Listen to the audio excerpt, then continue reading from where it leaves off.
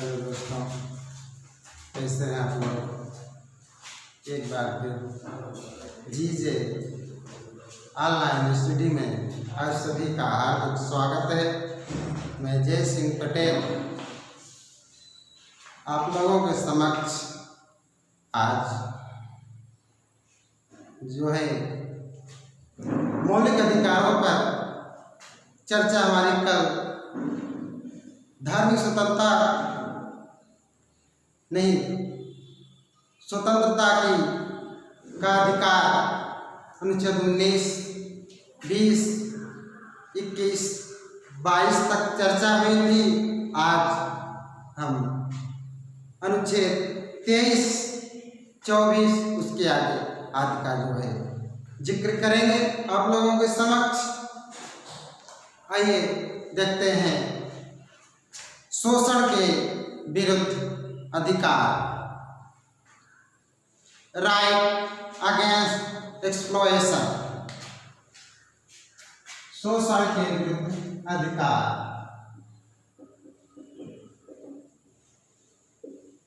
शोषण के विरुद्ध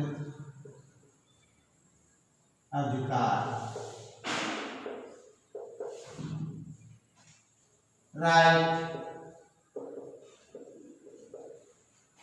अगेंस्ट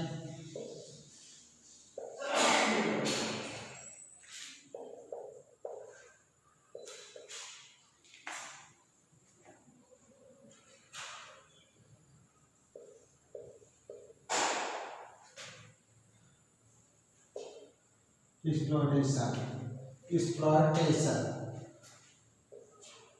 शोषण के विरुद्ध अधिकार, इसका उल्लेख आर्टिकल 23 से लेकर 24 तक इसका उल्लेख मिलता है।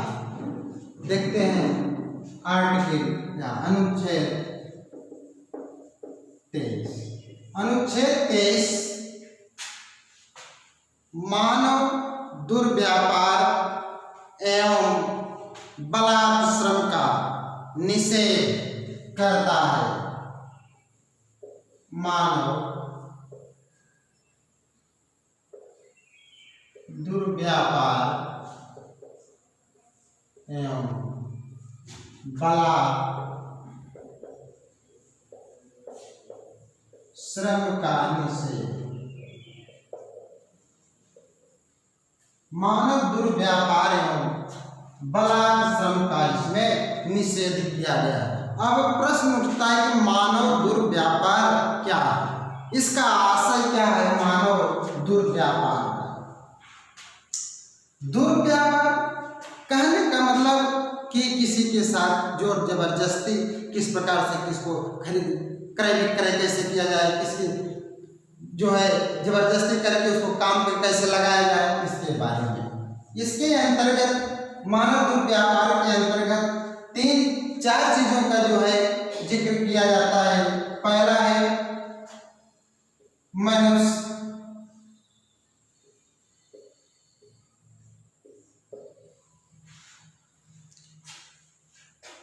मनुष्य के अंतर्गत स्त्री पुरुष बच्चे सभी आते हैं। तो इसे देखते हैं, जैसे पहले पुरुष हम लिखते हैं, पुरुष, महिला और बच्चों। पुरुष, महिलाओं और पुरुष, महिलाओं और बच्चों का वस्तु के समान, वस्तु के समान क्रय विक्रय, खरीदना का बेचना। कि दुर्व्यापार के अंतर्गत किसी मनुष्य, स्त्री, पुरुष अथवा बच्चे का जो है किसी वस्तु के समान, जैसे गेहूं, चावल, कोई पशु हुआ, कि पशुवत प्रवृत्ति जैसा उनके साथ व्यवहार ना किया जाए, क्रय विक्रय को ना किया जाए। दूसरे नंबर पर आता है महिलाओं और बच्चों के साथ अनैतिक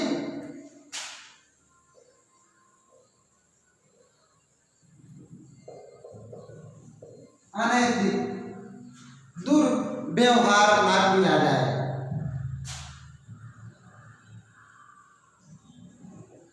व्यवहार ना किया जाए,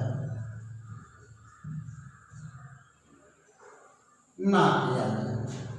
महिलाओं और बच्चों के साथ कभी प्राचीन काल में, आज भी कहीं कहीं ऐसा इस पर जो है सरकार इस प्रकार के नियम बनाए कि इनके साथ ऐसा व्यवहार ना किया जाए, अनैतिक कि उनकी इच्छा के विरुद्ध कोई ऐसा कार्य किया जाए, जिसमें इसी में जो है वेश्या वृत्ति का भी उल्लेख या वेश्या वृत्ति को भी शामिल किया जाता है। आगे तीसरा, देवदासी प्रथा का भी निषेध किया गया। और चौथा, दास प्रथा। दास किसी को जो है दास बना लिया, उसकी स्वतंत्रता का हनन करके उसको दास बना लिया जाए, उसको अपने अनुसार, ना कि उसकी इच्छा के अनुसार उसको कार्य दिया जाए, अपनी इच्छा अनुसार उसको दास बना करके उस पर जो है तरह तरह के अपमानजनक व्यवहार किया जाए। ये चार चीजें मानव दुर्व्यापार के अंतर्गत आती है। बलात् श्रम क्या है? बलात् श्रम का मतलब है किसी व्यक्ति को उसकी बिना इच्छा के जो है किसी काम पर लगाना, किसी व्यक्ति को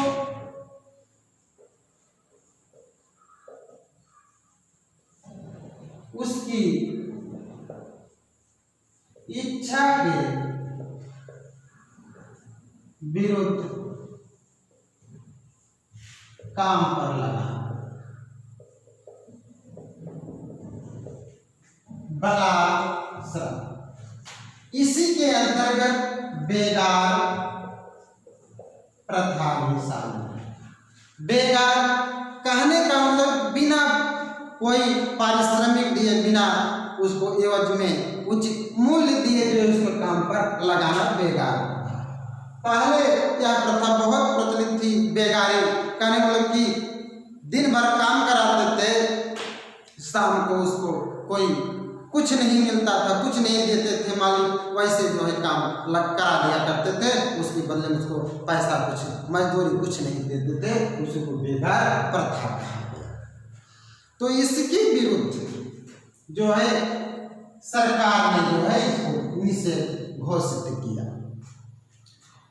यहाँ पर बलात् श्रम के अंतर्गत एक परिस्थिति और भी आई जो आज बहुत देखने को मिलती है। इसी के खिलाफ जो है राज्य ने बताया कि केवल इच्छा के विरुद्ध ही काम पर लगाना नहीं, कुछ ऐसी परिस्थितियां व्यक्ति के पास हो जाती है कि वह बहुत उसको जरूरत है पैसे की और व्यक्ति उसको काम पर लगा दिया, लेकिन न्यूनतम मजदूरी देता है जो मानक है कि उसकी उस मजबूरी का लाभ उठाकर व्यक्ति मालिक जो है काम पर तो लगा देता है, लेकिन उसको न्यूनतम मजदूरी देता है। जो मानक है 200-300 रुपए का, उतना नहीं देता है, 100 रुपए में मजदूरी। तो इस व्यवस्था के खिलाफ भी यह जो है इसमें उल्लेख किया गया कि उसको उचित मूल्य दिया जाए, पारिश्रमिक जो है परिश्रम के बदले उचित जो है पारिश्रमिक उसको मिले। यह बलात् श्रम का निषेध किया गया है। लेकिन इस अनुच्छेद 23 के द्वारा जो है, इसमें अनुच्छेद 23(1) पर जो है 23(2) द्वारा प्रतिबंध भी लगाया जा सकता है। राज्य के द्वारा प्रतिबंध लगाया जा सकता है। किन आधारों पर? लोकहित के उद्देश्यों को पूरा करने के लिए तथा राष्ट्र की एकता और अखंडता की रक्षा के लिए जो है देश सेवा या सैन्य सेवा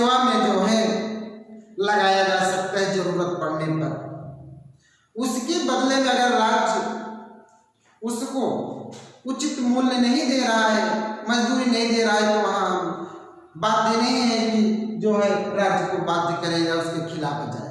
जब ऐसी कोई लोकहित की जरूरत पड़ जाए, जैसे महामारी कोई आए या देश पर कोई आक्रमण हो जाए, ऐसे समय में अगर जरूरत पड़े तो राष्ट्र जो है या राज्य आह्वान कर सकता है लोगों को कि आप सभी जो है आकर के मिलजुल करके रक्षा करें। तो ऐसी स्थिति में जो है यहाँ पर मानव दुर्व्यवहार बलात्कार का जो है निषेध नहीं माना जाता। आइए, लेकिन इतना ध्यान रहे कि जब ऐसी स्थिति में प्रतिशत जो है प्रतिबंध लगाएगा कि मूल्य नहीं मिलेगा, देश सेवा के लिए सैनिकों को जो है सैन्य सेवा के लिए लोगों को लगाया जा रहा है, तब जात, धर्म, वंश अथवा वर्ग के आधार पर कोई भेदभाव नहीं किया जाएगा। राज्य किसी विशेष वर्ग को जो है उस पर नहीं लगा सकता, बल्कि बिना भेदभाव के सभी वर्गों को समान रूप से देश सेवा के लिए लगाएगा। इसमें वह भेदभाव नहीं करेगा। आइए देखते हैं अनुच्छेद 24। स्क्रीनशॉट ले सकते हैं इसका आप लोग। अनुच्छेद 24, अनुच्छेद 24, अनुच्छेद 24 में यह उल्लेख किया गया है कि 14 वर्ष से कम बच्चों को कल कारखानों, खानों, परिसंकटमय परिस्थितियों अथवा निर्माण कार्य, रेलवे आदि में जो है नहीं लगाया जा सकता। 14 वर्ष से कम, ये बातें यहाँ पर दी गई हैं कि 14 वर्ष से कम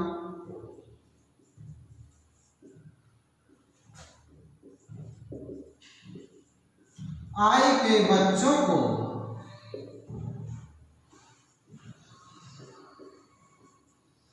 कारखानों, खानों, खानों का मतलब जो खान नीचे से कुछ निकाला जाता है जैसे कोयला इत्यादि, खानों, परिसंकटमय परिस्थिति वाले गतिविधि कि जहां बहुत खतरा हो, और निर्माण कार्य जहां पुल इत्यादि बन रहा हो जो भारी भरकम काम, आदि स्थानों पर जो है बच्चों को नहीं लगाया जा सकता। लेकिन यहाँ पर यह है कि इसे समय समय पर और व्यवस्था इसकी जो है बढ़ाई जाती रही, क्योंकि ये संविधान लागू होने के बाद भी व्यवस्था दे दी गई, शोषण के विरुद्ध अधिकार में लिख दिया है, उसके बाद भी जो है ये व्यवस्था नहीं चल रही थी, लागू पूर्ण रूप से नहीं हो पा रही थी। इसके लिए समय समय पर जो है नियम बनाए गए। क्या नियम बनाया गया? 2006 में राज्य ने जो है इसे और कठोर करते हुए, राज्य का मतलब यहाँ केंद्र सरकार से, कि सरकारी या प्राइवेट कहीं घरेलू काम के लिए जैसे दुकानों, होटलों इत्यादि पर भी अगर 14 वर्ष से कम आयु का बालक है तो उसे नहीं रखा जा सकता। इस नियम को और कठोर बनाते हुए 2016 में बाल एवं किशोर श्रम अधिनियम 1986, इसका नाम बदल कर दिया गया।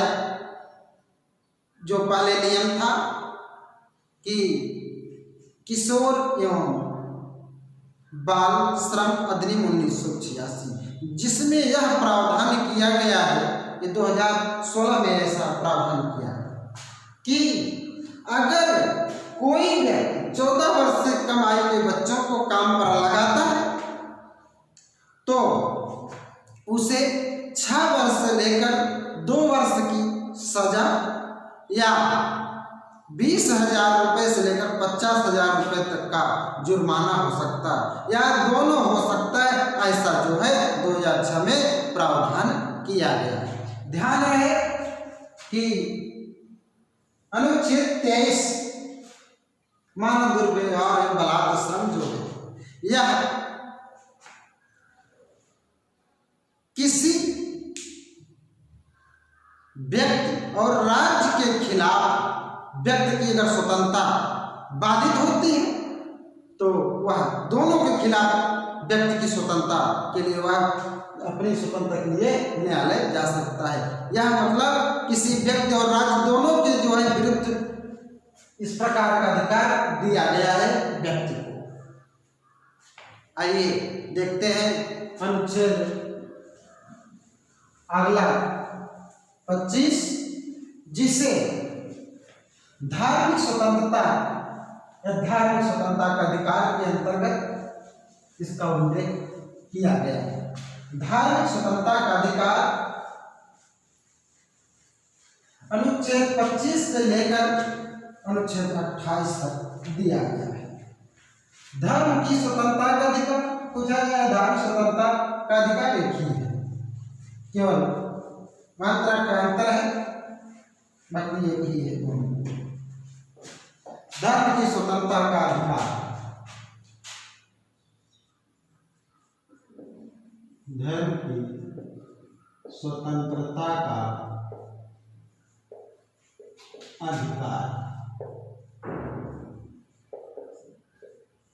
धर्म की स्वतंत्रता का अधिकार, right to freedom to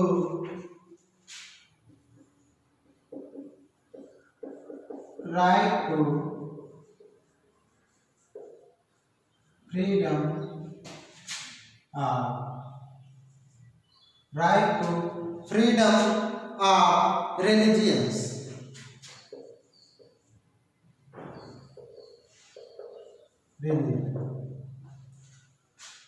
right to freedom of religion, धर्म की स्वतंत्रता का अधिकार। इसे अनुच्छेद 25 से लेकर 28 तक इसका उल्लेख किया गया है। अब देखते हैं अनुच्छेद 25, बहुत ही महत्वपूर्ण है, यहाँ से बहुत बार प्रश्न पूछा गया है। राज्य के लिए सकारात्मक और नकारात्मक कहीं लिखा जाता है, लेकिन सकारात्मक है। व्यक्ति के लिए सकारात्मक है। इसमें अनुच्छेद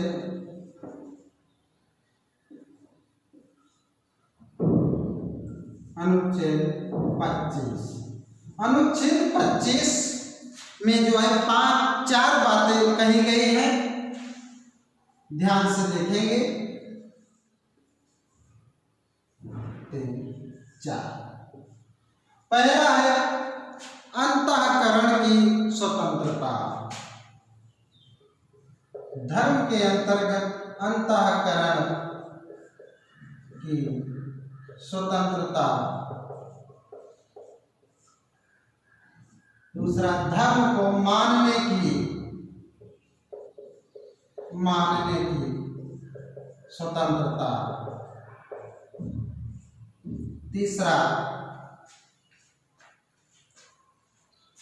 तीसरे नंबर पर आता है आचरण की स्वतंत्रता। आचरण की स्वतंत्रता, स्वतंत्रता का अधिकार इसमें पूरा है, स्वतंत्रता का अधिकार। और 5वां है धर्म का प्रचार प्रसार करने की स्वतंत्रता। प्रचार प्रसार की स्वतंत्रता का अधिकार। स्वतंत्रता का अधिकार। 4 बातों का उल्लेख अनुच्छेद 25 में किया गया है। अंतःकरण की स्वतंत्रता। अंतःकरण का मतलब आंतरिक, अपने हृदय से कोई व्यक्ति अपनी इच्छानुसार अपने भगवान अथवा आराध्य देव के साथ संबंध स्थापित करने की या उसके पूजा पाठ करने की स्वतंत्रता होनी चाहिए। प्रत्येक व्यक्ति को अपनी इच्छानुसार किसी के बिना दबाव के पूजा पाठ या अपने भगवान को मानने की, आराध्य देव को मानने की जो है स्वतंत्रता देता है अनुच्छेद 25 फर्स्ट। और दूसरा क्या है, मानने की स्वतंत्रता, कि किसी धर्म को विश्वास करके बिना भय के, बिना किसी रोक टोक के, बिना भय के कि हम इनको मानेंगे तो हमको ये कर देंगे वो कर देंगे, ऐसा नहीं।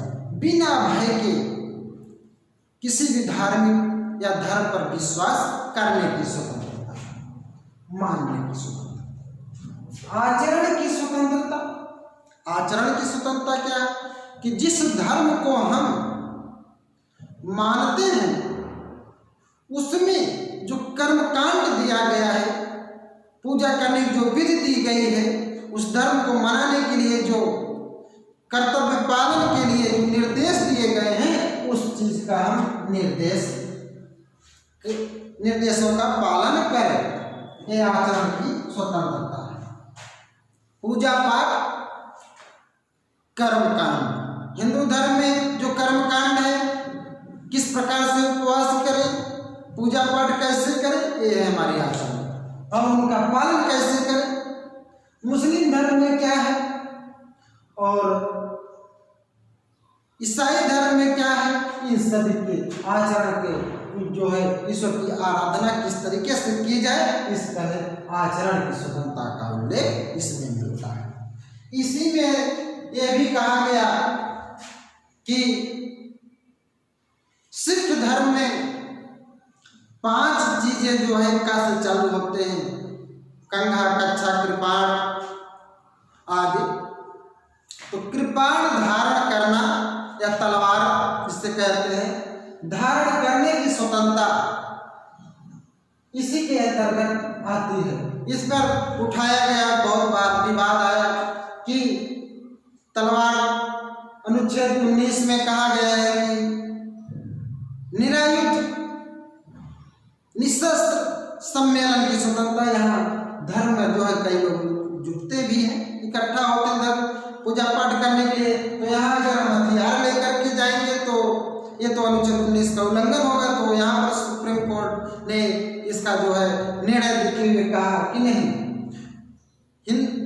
सिख धर्म में कृपाण धारण करना उनके धर्म के विरुद्ध नहीं है, उनके धर्म में अभिन्न रूप है कि कृपाण धारण करना, इसलिए जो है कृपाण धारण करना यहाँ पर पूजा पाठ करने के लिए। उसी प्रकार से मुस्लिमों में भी मुहर्रम के समय तलवार लेकर के आपस में जो है खेलने का या देखते हैं कि मारने का एक दूसरे को, लेकिन वहाँ मारने का नहीं बल्कि उनका जो है मनाने का जो है उस धर्म को मनाने का तरीका है, उसके तहत जो है उनको भी स्वतंत्रता मिली हुई है, इसी आचरण की स्वतंत्रता है। और प्रचार प्रसार की स्वतंत्रता, जिस धर्म को हम मान रहे हैं उसके विस्तार की, अन्य लोगों को बताएं उसके बारे में, इसकी स्वतंत्रता जो है 4 में 25 में दी गई है। और यहाँ पर एक चीज का उल्लेख किया गया है, हिंदू धर्म, हिंदू शब्द का उल्लेख अनुच्छेद 25 में दिया गया है, जिसमें बताया गया है कि बौद्ध,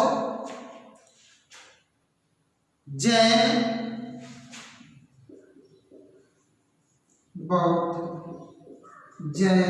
और सिख हिंदू धर्म के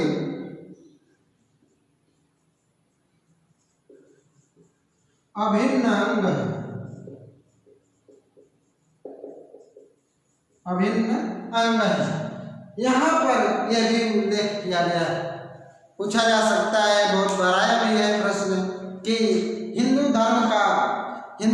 धर्म के अंतर्गत बौद्ध, जैन और सिख अभिन्न अंग माने गए हैं। हिंदू शब्द का ऐसा उल्लेख किस अनुच्छेद में आता है? अनुच्छेद 25 के अंतर्गत इसका उल्लेख किया गया है। अब हम अनुच्छेद, एक चीज और इसमें है कि अनुच्छेद 25 पर जो है प्रतिबंध भी लगाया जा सकता है। किन 3 आधारों पर जो है, इन सभी चारों पर जो है प्रतिबंध लगाया जा सकता है। पहला है लोकहित के लिए,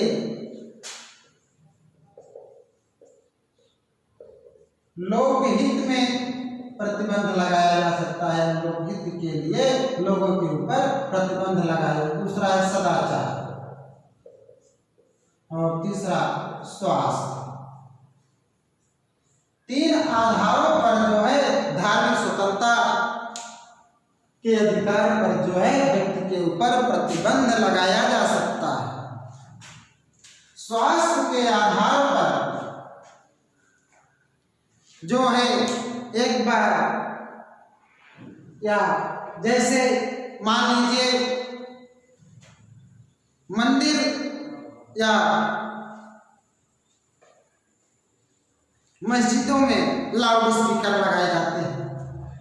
लाउड स्पीकर तेज आवाज अगर उससे जन समुदाय को जो हानि हो रही है, तब लाउड स्पीकर को जो है उसके वॉल्यूम कम करने के लिए कहा जा सकता है, या उतारा जा सकता है, कम हटाया जा सकता है। इसी आधार पर जामा मस्जिद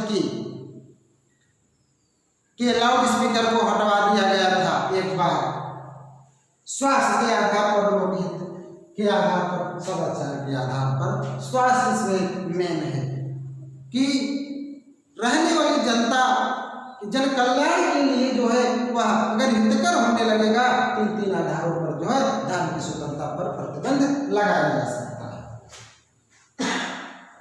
आगे देखते हैं अनुच्छेद 26। अनुच्छेद 26 के अंतर्गत भी जो है 4 बातों का उल्लेख किया गया है। 4 बातें, जिसमें प्रथम है, पहले अनुच्छेद 26 लिखते हैं, इसी को 26 बना देते हैं, 25 को 26 हो गया। 26 के अंतर्गत 4 बातों का भी उल्लेख किया गया है। किसी व्यक्ति को धार्मिक संस्थाओं की स्थापना करने, धार्मिक संस्थाओं की स्थापना करने, धार्मिक संस्थाओं की स्थापना करने की स्वतंत्रता,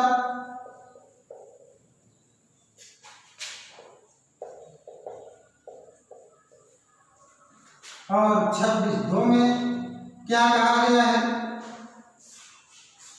प्रबंधन की स्वतंत्रता, उसका प्रबंधन कैसे किया जाए। जो संस्था हम खोलेंगे, कोई व्यक्ति खोलेगा, उसका जो है क्रियान्वयन या प्रबंधन कैसे किया जाए, इसकी भी स्वतंत्रता जो है व्यक्ति को देता है अनुच्छेद 26। और तीसरे में कहा गया है कि जंगम और स्थावर,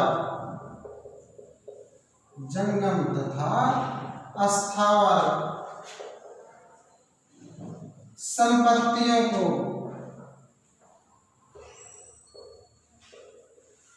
अर्जित करने की स्वतंत्रता, अर्जित करने की स्वतंत्रता। जंगम और स्थावर क्या है? चल और अचल, चल और अचल संपत्ति। चल का मतलब जो अस्थाई नहीं है, अचल का मतलब जो अस्थाई संपत्ति है उसको जो है अर्जित करने का अधिकार इन संस्थाओं को किसी व्यक्ति के द्वारा जो स्थापित की गई है उनको दिया जाना चाहिए। चौथे नंबर पर इन संपत्तियों का जो है समुचित उपयोग करने का अधिकार।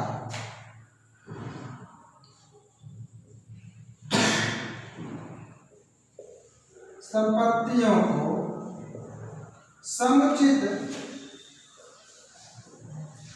उपयोग करने का अधिकार। इन 4 प्रकार की बातें अनुच्छेद 26 में कही। संस्थाओं को स्थापित करने की स्वतंत्रता हो जाए होनी चाहिए किसी भी वर्ग, समुदाय, जाति वर्ग को, और उसका प्रबंधन भी कर सके उसकी स्वतंत्रता होनी चाहिए। प्रबंधन के साथ साथ संपत्ति अर्जित करने की उन संस्थाओं को व्यक्ति के द्वारा चल अचल संपत्ति अर्जित किया जाए और उन संपत्तियों का किस प्रकार से उपयोग किया जाए इसकी भी स्वतंत्रता होनी चाहिए। उपर्युक्त चारों पर जो प्रतिबंध लगाया जा सकता है 26(2) के द्वारा।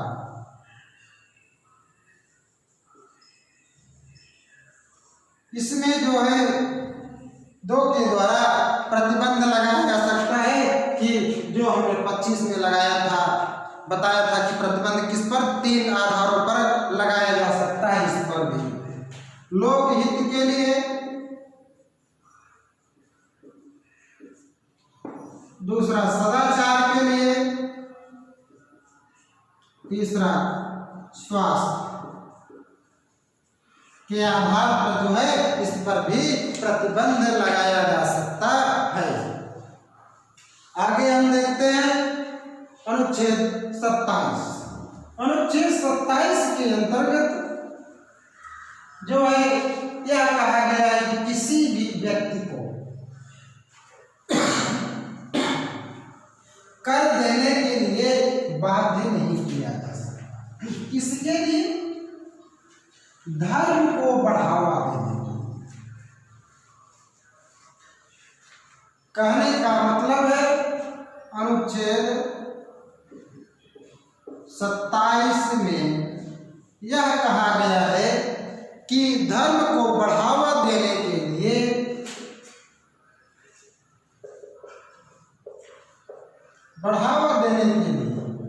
किसी व्यक्ति को कर देने के लिए बाध्य नहीं किया जा सकता।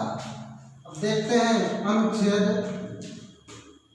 28 अंतिम है इस धर्म की स्वतंत्रता के अधिकार का, जिसमें कहा गया है कि किसी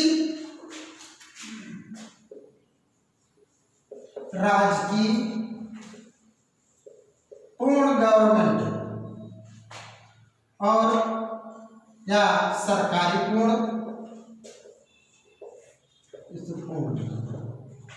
और अर्ध सरकारी, जिसे एडेड कहते हैं, राज्य की पूर्ण सरकारी अथवा अर्ध सरकारी संस्थाओं में धार्मिक शिक्षा नहीं दी जा सकती। दोनों में धार्मिक शिक्षा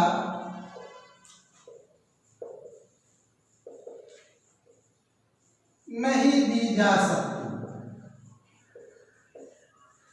लेकिन अगर वह गैर सरकारी पूर्ण प्राइवेट सेक्टर,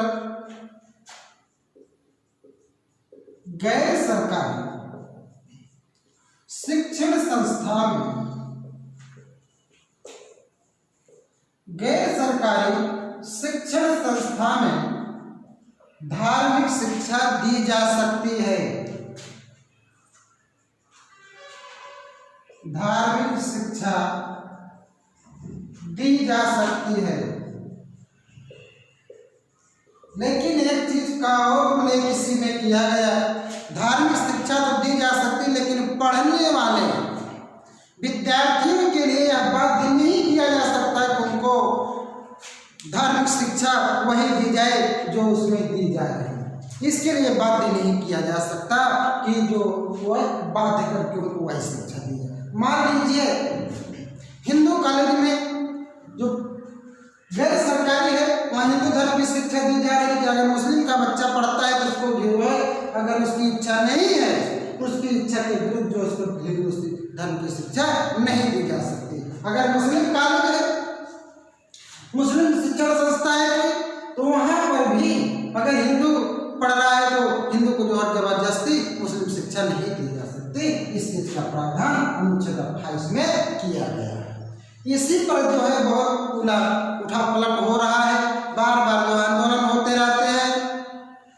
अभी उत्तर प्रदेश सरकार योगी आदित्यनाथ की सरकार में बनी, इन्होंने जो है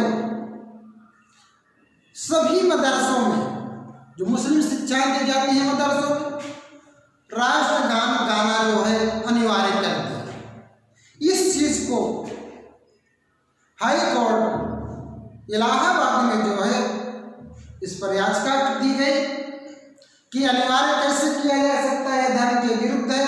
तो हाई कोर्ट ने जो है इलाहाबाद हाई कोर्ट ने इस पर निर्णय दिया कि यह धर्म की शिक्षा के विरुद्ध नहीं है, क्योंकि राष्ट्रगान जो है कोई धार्मिक गान या राष्ट्रीय गीत जो है कोई धार्मिक इससे प्रेरित नहीं है, यह राष्ट्र के लिए है।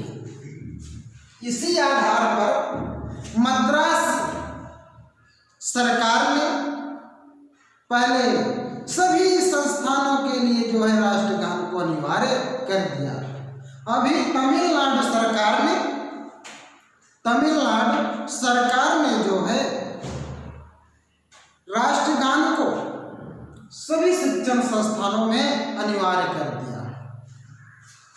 सभी चाहे हिंदू हो चाहे मुस्लिम हो सभी के लिए जो है राष्ट्रगान अनिवार्य कर दिया। तो कभी पूछा जाए कि मदरसों में जो है राष्ट्रगान को अनिवार्य किस राज्य की सरकार ने लगाया, तो उत्तर प्रदेश की सरकार योगी आदित्यनाथ के नेतृत्व में सरकार ने जो है राष्ट्रगान को मदरसों में अनिवार्य कर दिया। अगर सभी शिक्षण संस्थानों में पूछा जाए किस राज्य में यहाँ राष्ट्रगान है वहाँ राष्ट्रीय गीत वंदे मातरम, इतना ध्यान रखिएगा, तमिलनाडु सरकार ने राष्ट्रीय गीत को अनिवार्य कर दिया है। वंदे मातरम की हर जगह जो है वंदे मातरम गाया जाना चाहिए। लेकिन उत्तर प्रदेश राष्ट्रगान जनगण मन अधिनायक जय हे को जो है अनिवार्य किया है। आज के वीडियो में थोड़ा सा और देख लीजिए कि धार्मिक स्वतंत्रता के अधिकार को अनुच्छेद जो 25 है, इसी में एक बहुत चर्चा में रहा कि महिलाओं को मंदिर में प्रवेश करने के लिए जो है मनाही है।